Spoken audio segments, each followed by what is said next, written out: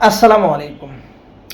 আমাকে অনেকে কমেন্ট করেছেন যে ভাই সাকিবকে বাদ দেওয়ার জন্য বোর্ডের পরিবর্তন দরকার, বোর্ডের পাপনকে পরিবর্তন দরকার। তাদের জন্য একটু কথা বলে নিই। সেটা হচ্ছে বাংলাদেশ ক্রিকেট না শুধু যেকোনো ক্রিকেট অবকাঠামো, যেকোনো বিশ্বের যেকোনো ক্রিকেটের যে তাদের যে বোর্ড আছে, ক্রিকেট বোর্ড, অস্ট্রেলিয়া বলেন, পাকিস্তান বলেন, বাংলাদেশ বলেন, একদম ক্লিয়ারলি প্রত্যেকটা প্রতিষ্ঠান স্বায়ত্তশাসিত। অর্থাৎ আপনি সরকারের হস্তক্ষেপ এই বোর্ডে, ক্রিকেট বোর্ডে কখনোই চলবে না।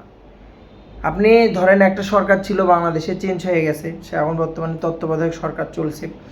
তো সেখানে চাইলে তত্ত্বাবধায়ক সরকার সবগুলো পরিচালককে আপনি চেঞ্জ করতে পারবেন না। সেম সাবজেক্টটা যেটা আছে, আপনি চাইলে সাকিব আল হাসানকে বাদ দিতে পারবেন না। আপনি যদি মনে করেন যে না, সাকিবকে আমি কালকেই বাদ দিয়ে দেবো দল থেকে, বা তাকে অবসরে পাঠাবো জোর করে, বা জোর করে তাকে টিম থেকে বাদ দিয়ে দেবো, আপনি চাইলে পারবেন না। না পারার একটা কারণ, সেটা হচ্ছে যে আইসিসির একটা রুলস আছে, একটা নিয়ম আছে। সেই নিয়মের ভিতরে আপনি থাকতে হবে। আপনি চাইলে জোরপূর্বকভাবে হস্তক্ষেপ করতে পারবেন না। আপনি চাইলে জোর করে সাকিবকে বাদ দিতে পারবেন না। আপনি চাইলেই আপনি যে কাউকে আপনার অর্থাৎ পার্সোনাল ইস্যু দেখিয়ে, আপনার পার্সোনাল হিংস্রতা বা পার্সোনাল শত্রুতা থেকে আপনি বোর্ডে আসেন, দায়িত্বে আসেন, বড় কর্মকর্তা আসেন, সেখান থেকে আপনি কাউকে বাদ দেবেন, এটা ক্রিকেট রুলসে নেয়। আপনি যদি এটা জোরপূর্বকভাবে করতে যান, আপনি যদি এটা মানে সিরিয়াসলি করতে চান, তাহলে বাংলাদেশের ক্রিকেট 1 বছরের জন্য হোক, 1.5 বছরের জন্য হোক, বা 6 মাসের জন্য হোক, ব্যান হয়ে যাবে। একদম রুলসে, আইসিসির যে রুলস আছে, রুলসে সুন্দরভাবে ক্লিয়ার করা আছে। তাহলে এখন বিষয়, তাহলে আপনি মানুষকে বাদ দেবেন কীভাবে?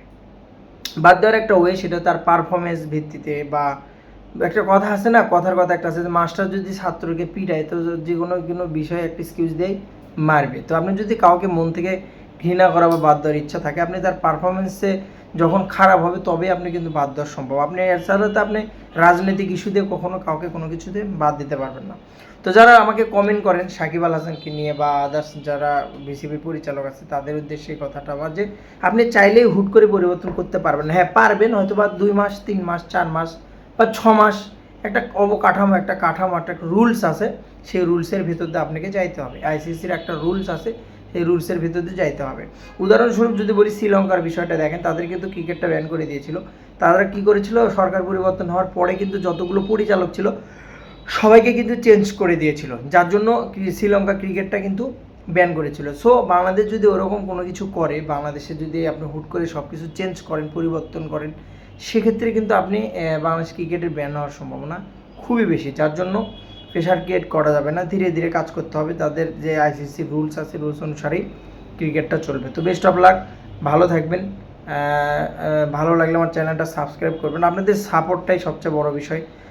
কষ্ট করি, একটু ভালো লাগে, শখের বসে ভালোবাসে ভিডিও বানাই, বকতে ভালো লাগে আপনাদের সাথে, খেলাপ্রেমী, খেলাটা পছন্দ করি, যার জন্য শেয়ার করা আপনাদের সাথে। ভালো থাকবেন, সালামু আলাইকুম।